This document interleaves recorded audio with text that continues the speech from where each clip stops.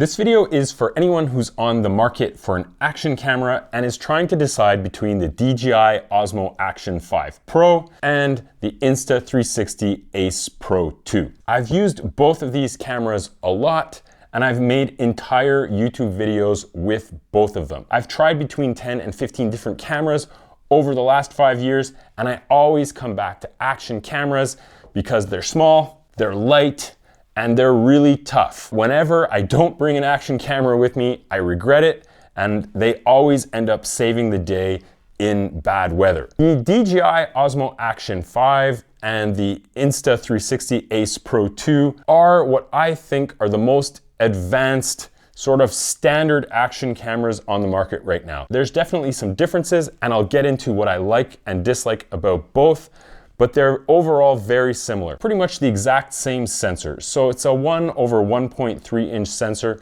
which is a relatively small sensor in the camera world, but compared to your smartphone, it's much bigger. So they perform a lot better in low light. They're both waterproof. They both have quick release mounts that use the standard action camera sort of two-prong connector. In terms of the differences, the main one is that the Osmo Action 5 is a standard action camera with a rear-facing screen and also a small front-facing screen. The Insta360 is different in that it only has one screen, which is a rear-facing screen, but the nice feature about this is that it's tiltable. I normally set my camera on a tripod. Typically it's down a little bit below me, so having that tilt screen that I can put up at 90 degrees, see what I've framed, really works nicely. The other main difference is that the DJI Osmo Action 5 connects very well with wireless microphones. DJI uses a system called Osmo Audio, which is by Bluetooth, but because they make both the microphone and the camera, they work seamlessly. Once you've paired them, connecting the microphone to the camera is almost instantaneous. You'll see on some of my videos that I'm using the DJI camera as my main camera with the paired microphone, and the audio is really, really good.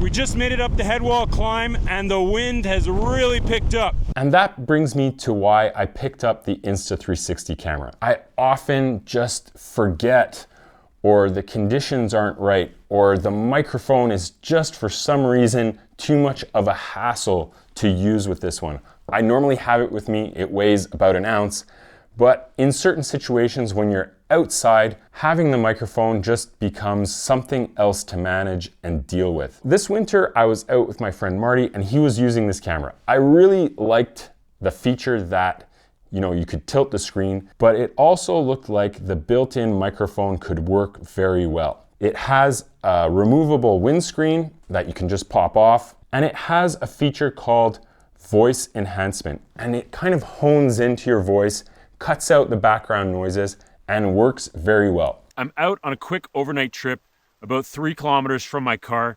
It's really nothing hard, nothing epic, and that's the point. Obviously not as well having the external microphone with a little windscreen on it, but it does work very well, and it's nice to not have to manage more gear, worry about dropping it, losing it. Those microphones aren't cheap. So in terms of use, if you're not planning to use an external microphone and that audio isn't as important to you, the Insta360 can be a really great option.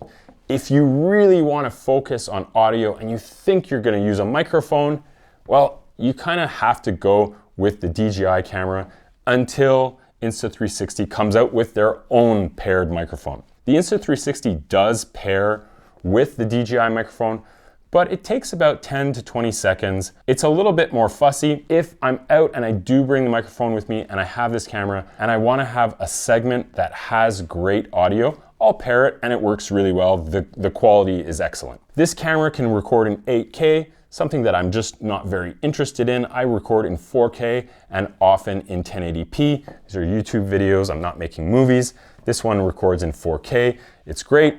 So quality-wise, it's very similar. The aperture on this camera is an f2.6 versus this camera being an f2.8.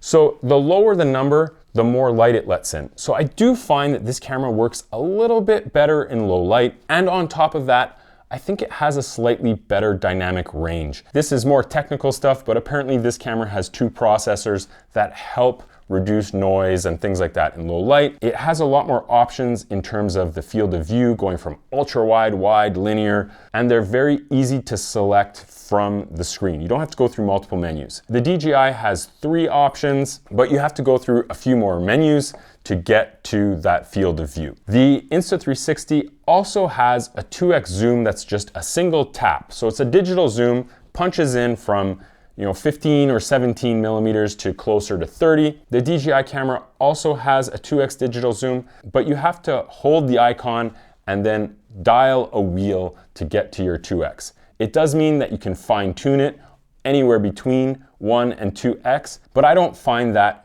useful. I just like being able to tap the 2x, punching in and then tapping it again and going back out to wide, whereas this one I have to sort of fiddle, and depending if you're wearing gloves or not, it's just a little bit more of a pain. Both great cameras. I don't think that you can go wrong with either one.